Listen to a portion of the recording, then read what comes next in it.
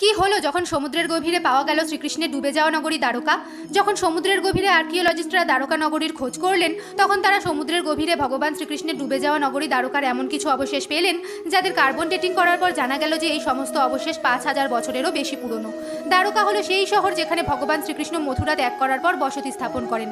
এরপর ভগবান শ্রীকৃষ্ণের দেহ ত্যাগ করার পরে সমস্ত দ্বারকা সমুদ্রে ডুবে যায়। একটি অনুসন্ধানে এখানে ভগবান শ্রীকৃষ্ণের একটি মন্দির খুঁজে পাওয়া গেছে, যার উল্লেখ মহাভারতেও রয়েছে। সমুদ্রের গভীরে ইতিহাসবিদরা হাজার হাজার বছর পুরনো উঁচু উঁচু দেয়ালও পেয়েছেন, যেটি দ্বারকাকে সুরক্ষিত রাখার জন্য বানানো হয়েছিল। আর এখানে তারা এক ধরনের মুদ্রা পেয়েছেন। বলা হয় যে এই মুদ্রাটিকে দেখানোর পরই বাইরের লোকেরা দ্বারকায় প্রবেশ করতে পারত। এর উল্লেখ হরিবংশ পুরাণেও পাওয়া যায়। আর্কিওলজিস্টরা সমুদ্রের নিচে খুঁজে পাওয়া এই নগরী মেপেছেন, যা হলো ১২ যোজন বা ৯৬ বর্গ কিলোমিটার। আর আশ্চর্যজনক ব্যাপার এটাই যে ভাগবত পুরাণ অনুসারে দ্বারকা নগরী তৈরি করার জন্য সমুদ্রদেব শ্রীকৃষ্ণকে এতটাই জমি দিয়েছিলেন।